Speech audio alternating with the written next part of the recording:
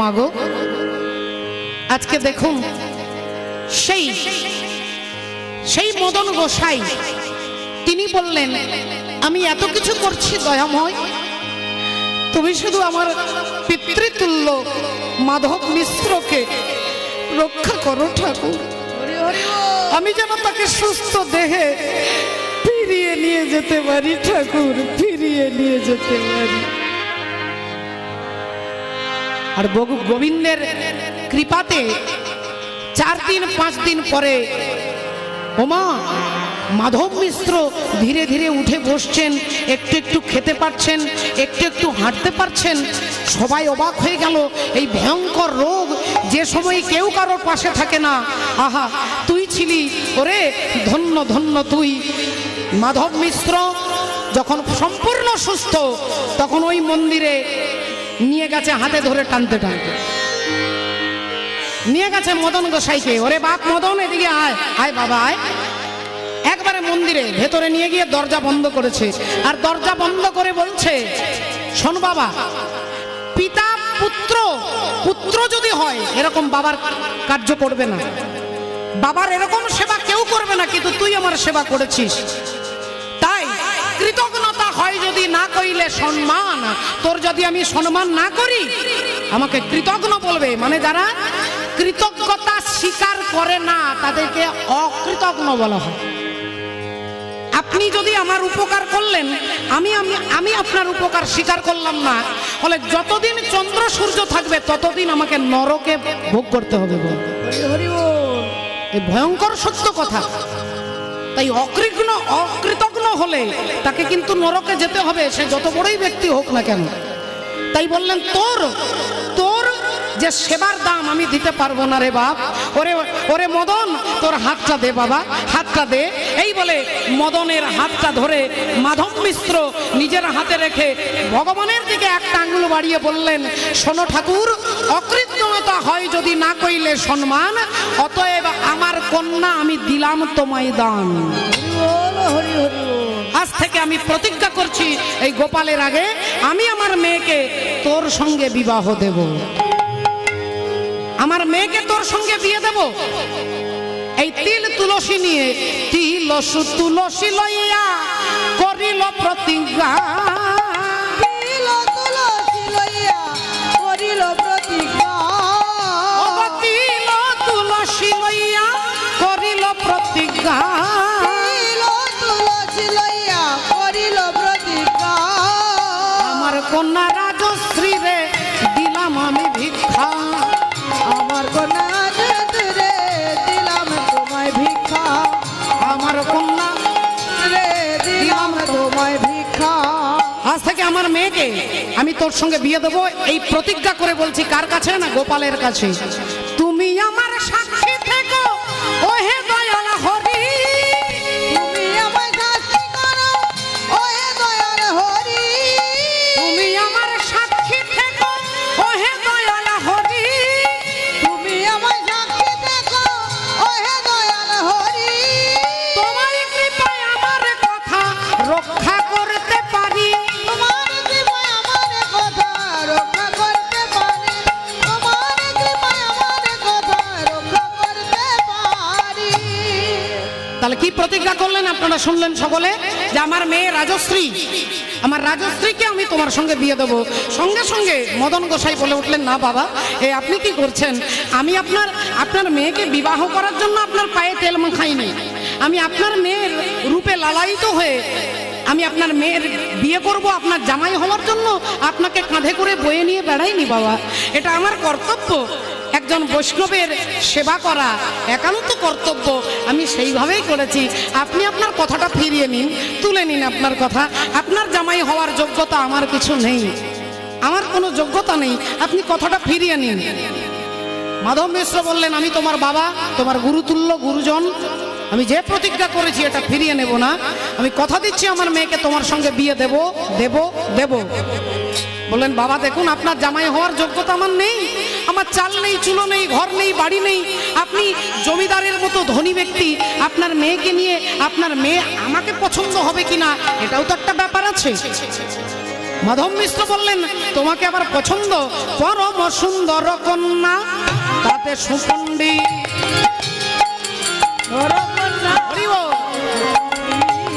ওগো পরম সুন্দর যুবা তাতে সুপণ্ডিত।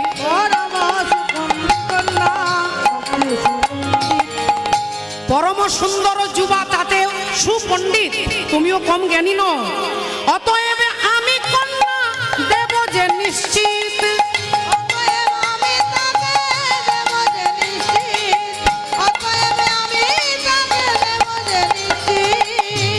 অতএব আমি আমার মেয়েকে তোমার সঙ্গে বিয়ে দেবো, আমি প্রতিজ্ঞা করে ফেলেছি। তিল তুলসী হাতে নিয়ে ভগবানের কাছে বলে দিয়েছি। আজ থেকে আমাদের দুজনের কথার সাক্ষী হচ্ছেন পরমাত্মা ভগবান। এই বলে মন্দিরের দরজা খুলে চলে এলেন। বিভিন্ন জায়গায় ঘুরতে ঘুরতে ঘুরতে ঘুরতে ভক্তমণ্ডলী, ভক্তিমতী মায়েরা সমস্ত উত্তর ভারত, দক্ষিণ ভারত সব জায়গায় ঘুরতে ঘুরতে, আপনারা জানেন দক্ষিণ ভারতে রয়েছে বরাহদেবের মন্দির। বরাহদেবের মন্দির যেখানে ভগবান বরাহ রূপ ধারণ করে হিরণ্যকশিপুরের ভাই হিরণ্যাক্ষকে বধ করেছিলেন। বাবা, হিরণ্যকশিপুর আর হিরণ্যাক্ষ দুই ভাই, দুর্দণ্ড প্রতাপশালী, অত্যাচারী, পাপাচারী, যাদের ভয়ে যোগী ঋষি মুনি ভয়ে ছুটে পালায়, দেবতারা ভয় পায়। সেই হিরণ্যাক্ষের হাতে সৃষ্টিকর্তা একটা গদা দিয়ে বলেছিলেন, এই গদা যুদ্ধে তোমাকে কেউ হারাতে পারবে না, গদা যুদ্ধে তোমাকে কেউ হারাতে পারবে না, একমাত্র হরি ছাড়া।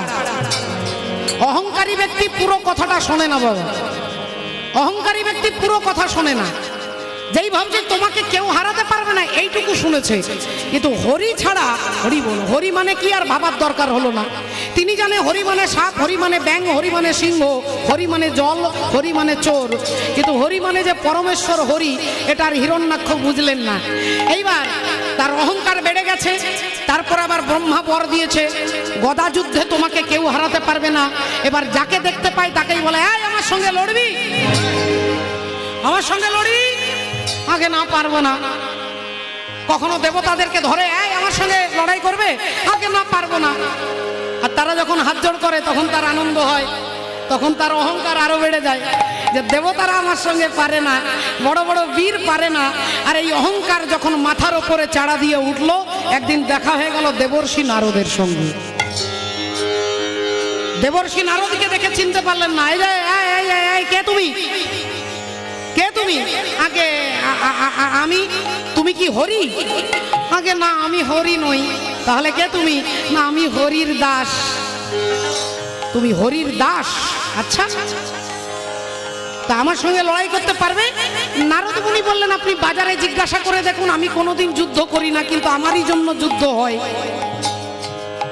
আমি যুদ্ধ লাগাতে পারি, যুদ্ধ করতে পারি না।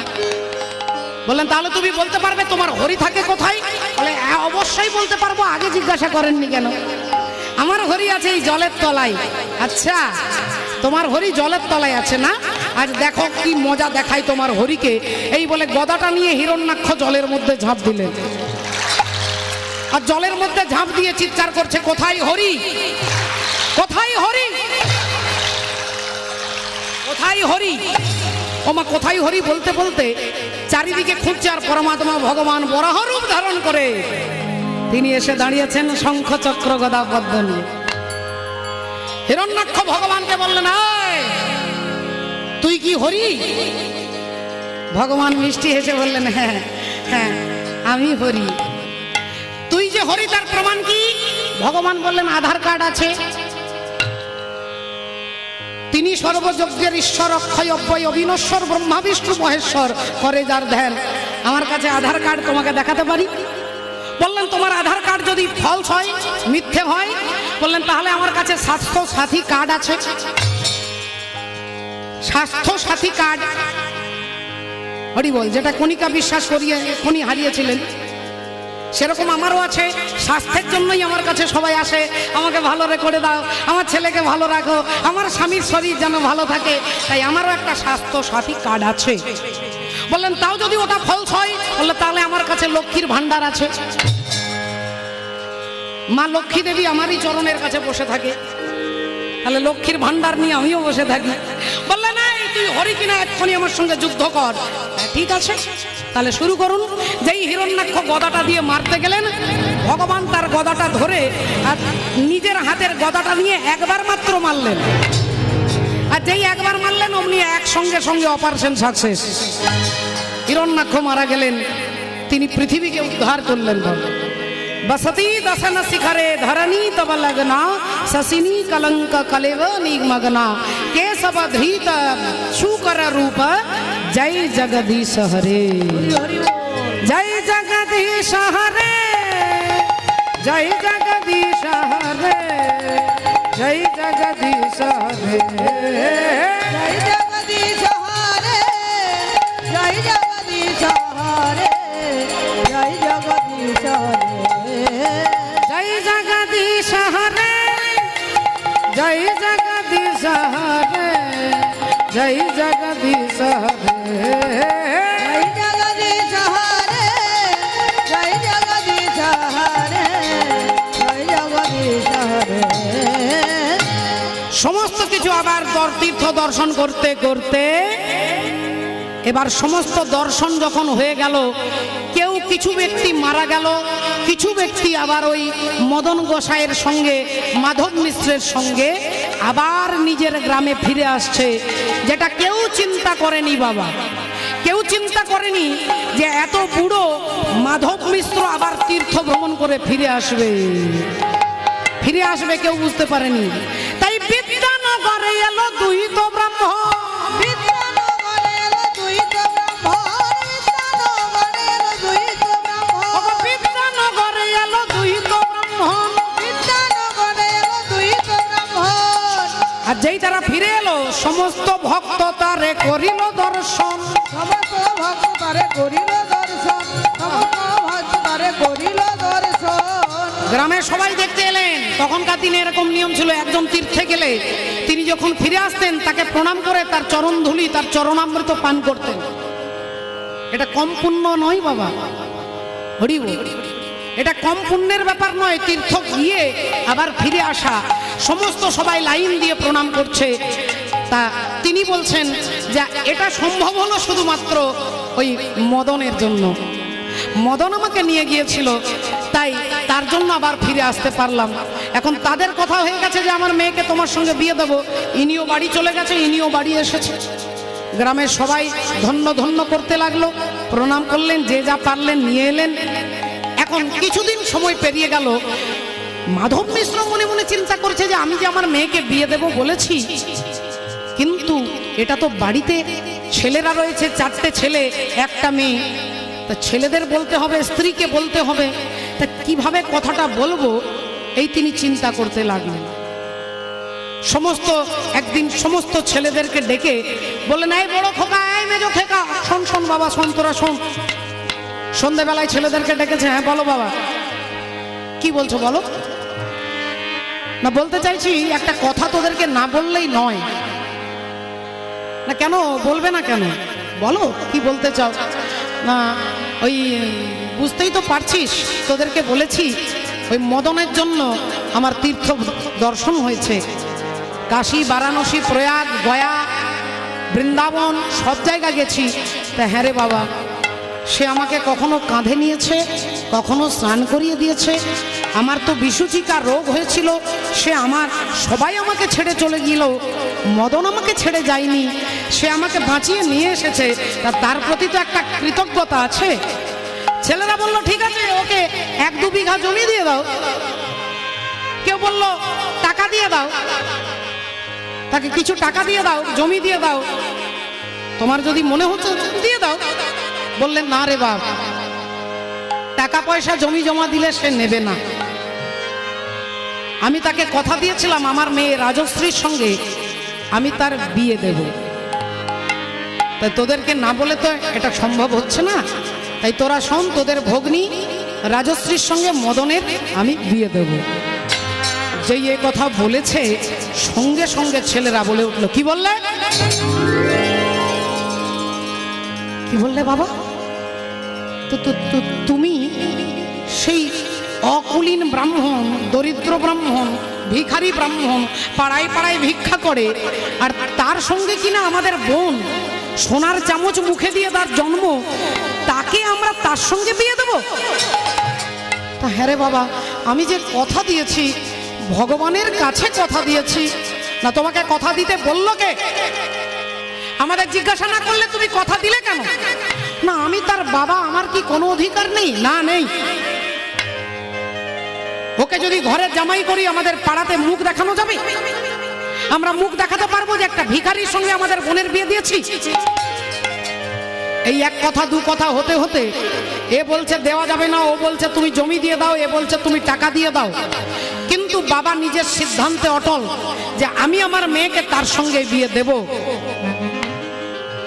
কিন্তু এরা তো কেউ রাজি নয়। এমন সময় তার স্ত্রী এলেন, আর স্ত্রী এসে বলছে আমার মেয়েকে তুমি ভিখারির সঙ্গে বিয়ে দেবে, যদি তুমি বিয়ে দাও তাহলে আমি বিষ খেয়ে আত্মহত্যা করব। যেই বলেছে বিষ খেয়ে আত্মহত্যা করব, মাধব মিশ্র স্থির হয়ে গেল, চুপ করে গেল। এইবার কি করব? আমি যে কথা দিয়েছি, আমি যে কথা দিয়েছি, এখন তোমরা বলো আমি কি করব? আমি ব্রাহ্মণ হয়ে যদি কথা রক্ষা করতে না পারি তাহলে যে আমাকে নরকে যেতে হবে। কিন্তু বাবা তুমি যত বড় বড়ই কথা বলো, আমাদের বোনকে আমরা ভিখারির সঙ্গে বিয়ে দেব না, দেব না, দেব না। একদিন গেল, দুদিন গেল, 3 দিন গেল, বাবা ভালো করে খায় না, ঘুমোয় না। যে তিনি কথা দিয়েছেন তিল তুলসী হাতে নিয়ে, কি বলবো? সে যদি আসে আমি কি বলবো? ছেলেরা শিখিয়ে দিয়েছে, শোনো, সেই বেটা যদি ভিক্ষা করতে করতে তোমার কাছে আসে, তুমি বলবে যে আমার বয়স হয়ে গেছে, আমার কিছু মনে নেই, আমার কিছু মনে নেই, আমি তো বুড়ো হয়ে গেছি, কখন কাকে কি কথা দিয়েছি আমার ওসব কিছু মনে নেই। ত্রিশু নর্ম বিবাহে বৃত্তাঞ্চে প্রাণ সংকটে। যদি কোনো মেয়ের বিয়ে হচ্ছে না, সেই মেয়ে সম্পর্কে যদি কেউ বলে যে হ্যাঁ মেয়েটা খুব ভালো, ত্রিশু নর্ম বিবাহে বৃত্তার্থে প্রাণ সংকটে, যদি কেউ মারা যাবে, এই সত্য কথাটা বললেই সে মারা যাবে, সেখানে আপনি যদি মিথ্যে বলেন কোনো পাপ হবে না। তাই শোনো বাবা, মা বিষকে আত্মহত্যা করবে যদি বিয়ে হয়, তাহলে মাকে বাঁচানোর জন্য তোমার মিথ্যে বলাটা কোনো পাপ নয়, এটা শাস্ত্রের বাক্য। তাই সে এলে তুমি বলবে আমি বুড়ো হয়ে গেছি, কখন কি কথা বলেছি আমার কিছু মনে নেই। এখন ওর মনের দুঃখে মাধব মিশ্র দিনের পর দিন পেরিয়ে যায়, ভাবছে যদি আসে কি বলবো। আর একদিন সত্যি সত্যি ওই মদন গোসাই তিনি ভিক্ষা করতে যাচ্ছেন রাস্তা দিয়ে, তিনি ভিক্ষা করছেন রাস্তা দিয়ে, হরি বল, ভগবানের নাম স্মরণ করতে করতে, ভগবানের নাম চিন্তা করতে করতে আসছে। গিরি ধারি গোপাল ব্রজ গোপদুলা, ও গয় অপরূপ লীলা তব তরুণ তোমার।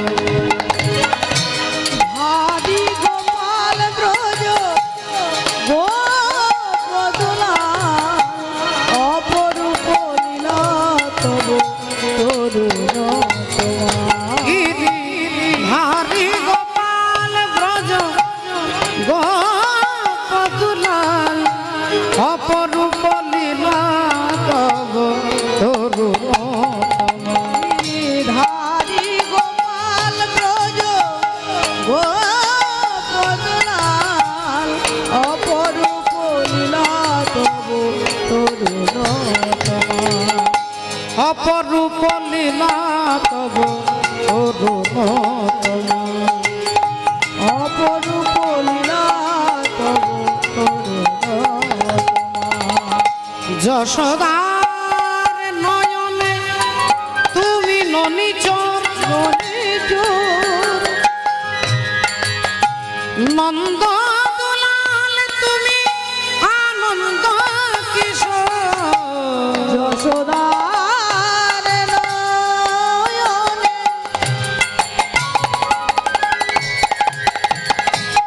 তুমি ননিচর,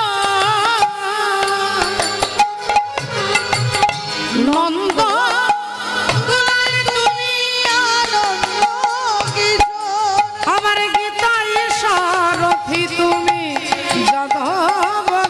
গোপাল। গীতায় সারথি তুমি যাদব গোপাল। ওগো গীতায় সারথি তুমি যাদব গোপাল। গীতায় সারথি তুমি যাদব গোপাল। অপরূপ লীলা তব তরুণ কমল।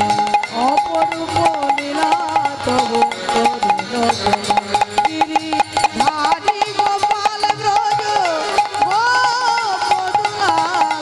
অপরূপ লীলা তব তরুণ কমল। অপরূপ লীলা তব তরুণ হরে কৃষ্ণ হরে কৃষ্ণ হরে কৃষ্ণ বলতে বলতে ভিক্ষা করতে করতে সেই মাধব মিশ্রের বাড়িতে এসে চিৎকার করে ডাকছে, বাবা ঠাকুর, ও বাবা ঠাকুর, বাড়িতে আছেন? আর তার কণ্ঠস্বর শুনেই মাধব মিশ্র চমকে গেছে। এইবার তো মদন চলে এসেছে, আমাকে যদি সেই বিয়ের কথা বলে আমি কি করে মিথ্যে বলবো? হে ভগবান, হে দয়াল, তুমি রক্ষা করো। এখন আমি কি বলবো? বাবা ঠাকুর বাড়ি আছেন? একটু আসুন। মদন মাধব মিশ্র ধীরে ধীরে গুটি গুটি পায়ে বেরিয়ে এলেন। মদন গোসাই গিয়ে প্রণাম করলেন, বাবা আপনি ভালো আছেন তো? হ্যাঁ বাবা, হ্যাঁ ভালো আছি, ভালো আছি গোবিন্দের কৃপায়। না হ্যাঁ, কে আছিস? একটু মিষ্টি জল এনে দে। মদন বলে উঠলেন, থাক থাক বাবা, মিষ্টি জল খাওয়ার জন্য আমি আসিনি। সত্যি কথা বলতে কিছু মনে করবেন না, আপনি ওই যে বৃন্দাবনে গোপালের মন্দিরে তিল তুলসী হাতে নিয়ে বলেছিলেন আপনার মেয়ের সঙ্গে আমার বিয়ে দেবেন, আমি সেই কবে বিয়ে দেবেন এটা জানবার জন্য এসেছি। যেই বলেছেন মাধব মিশ্র ভেতরটা কেঁদে উঠেছে। এবার আমি কি করে বলবো যে আমার কিছু মনে নেই, আমি এত বড় মিথ্যে কথাটা বলবো কি করে? কিন্তু আমি যদি মিথ্যে না বলি তাহলে যে আমার স্ত্রী আত্মহত্যা করবে। আমি এখন কি করি? মোর ধর্ম রক্ষা করো না মরে নিজ জন। ধর্ম রক্ষা করো না করো নিজ জন। ধর্ম রক্ষা করো না করো নিজ জন। ওগো মোর ধর্ম রক্ষা করো না মরে নিজ জন। ধর্ম রক্ষা করো না করে নিজ জন। অর্থাৎ তিনি বলতে চাইছে যে আমার ধর্মটাও যেন রক্ষা হয় আর আমার স্ত্রীও যেন বেঁচে থাকে। ভগবানকে বলছে, মোর ধর্ম রক্ষা করো না মরে নিজ জন, দুই রক্ষা করো প্রভু লইলু শরণ। তুই রক্ষা করো প্রভু লইলু শরণ। তুই রক্ষা করো প্রভু লইলু শরণ। আমি নিলাম তোমার শরণ নিলাম, নিলামে তোমার শরণ নিলাম। আমি নিলাম তোমার শরণ নিলাম, তোমার শরণ নিলাম। আমি ওই চরণে দাস হলাম, নিলাম তোমার শরণ নিলাম। থেকে দাস হলাম নিলাম তোমার শরণ নিলাম। আজ থেকে দাস হলাম নিলাম তোমার শরণ নিলাম। আজ হতে দাস হলাম নিলাম তোমার শরণ নিলাম। আজ হতে দাস হলাম নিলাম তোমার শরণ। আজ আমি নিলাম তোমার। নিলাম। আহা রাধে রাধে। ভগবানকে বারবার বলছে। তা ইনি জিজ্ঞাসা করছে তাহলে কবে বিয়েটা দেবেন একটু দেখে যদি বলেন আর কি। মানে বুঝতে পারছেন তো, আপনি কথা দিয়েছেন, আপনি কিছু বলছেন না, চুপ করে আছেন। এর মধ্যে ছেলেরা চলে এসেছে, পিছনে সব দাঁড়িয়ে আছে, পেছনে সব ছেলেরা দাঁড়িয়ে আছে। হরি বল, রাধে রাধে। একবার দারা সিংহের মতো দাঁড়িয়ে আছে যে বাবা যদি একটু ভুল করে খোঁজ করে ধরবো। সব দাঁড়িয়েছে। বললেন, আপনার কি শরীর খারাপ? না বাবা। না, তাহলে আপনি একটু দয়া করে যদি বলেন কবে বিয়েটা দেবেন, একটু তারিখ ঠিক করে দিলে আমার তো অনেক জোগাড় যন্ত্র করতে হবে। না, কিসের বিয়ে বাবা? না, আমার বিয়ে। আমার বিয়ের কথা আপনি বলেছিলেন আপনার মেয়ের সঙ্গে আমার বিয়ে দেবেন। মাধব মিশ্র বললেন, আমার মেয়ের সঙ্গে তোমার বিয়ে দেব বলেছিলাম? আগে কি যে বলছেন বাবা ঠাকুর, আপনি আপনি তখন সেই বৃন্দাবনে গোপাল মন্দিরে আপনি কথা দিলেন, তিল তুলসী হাতে নিয়ে বললেন না যে আপনার মেয়ের সঙ্গে আমার বিয়ে দেবেন। আমি বললাম যে আপনি এই প্রতিজ্ঞা তুলে নিন, আপনার সঙ্গে আমার কোথাও মানাবে না, আমি দরিদ্র আপনি ধনী। বাবা আমার তো কিছু মনে পড়ছে না, আমি কি তোমাকে এগুলো বলেছিলাম? যদি বলেছিলাম আমি জানি না, আর বুড়ো মানুষ তো কখন কি বলে ফেলেছি, তুমি কিছু মনে করো না বাবা। মদন গোসাই বলছেন, দেখুন বাবা ঠাকুর, আপনার মেয়েকে বড় কথা, বিয়ে করাটা আমার বড় কথা নয়, আমি আপনার মেয়েকে দেখিনি চোখে, তিনি কালো না সাদা আমি কিছু দেখিনি, কিন্তু আপনাকে এতবার বলার অর্থটাই হচ্ছে যে আপনি ব্রাহ্মণ, আর আপনি ব্রাহ্মণ হয়ে যদি কথা রাখতে না পারেন তাহলে আপনাকে নরকে যেতে হবে, আর আপনি নরকে যান এটা আমি চাই না বাবা, আমি চাই না। আমি আপনার মেয়ের রূপ যৌবনে লালায়িত হয়ে আপনার জামাই হতে চাইনি, আপনার ধর্ম রক্ষা করবার জন্য আপনার কাছে এসেছি। এই কথা যেই বলেছে পেছন থেকে ছেলে চিৎকার করে উঠে যা,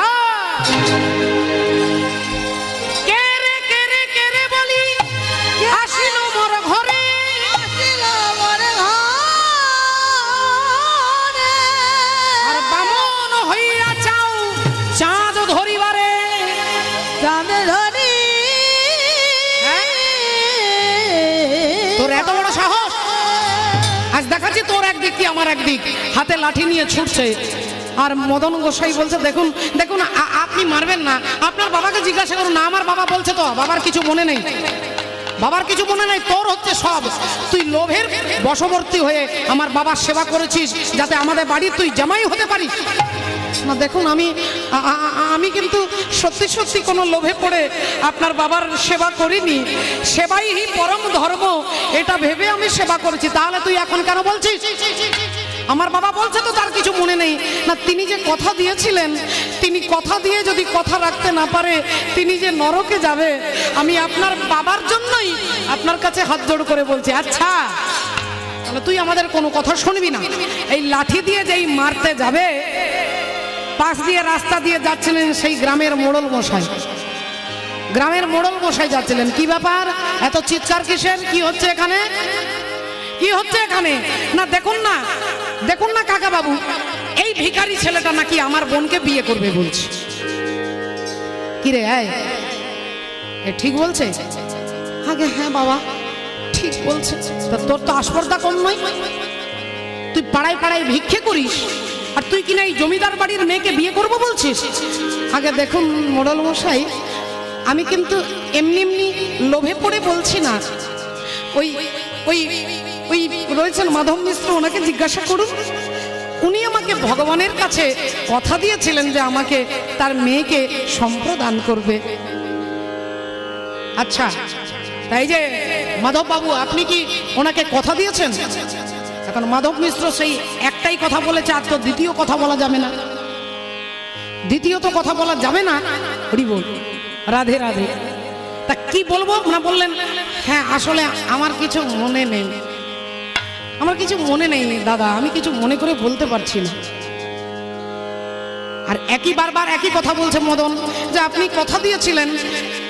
তখন মোড়ল মশাই বলল, শোন, তোর এই ব্যাচ ব্যাচ শুনতে আমার ভালো লাগছে না, তুই বলছিস বলেছে আর উনি বলছে আমার কিছু মনে নেই। আরে বুড়ো মানুষ ভুলে যেতেই পারে, তা বলে তুই জোর জবরদস্তি তো তাকে বিয়ে করতে পারিসনি, তোর হয়ে সাক্ষী দিতে কে আছে?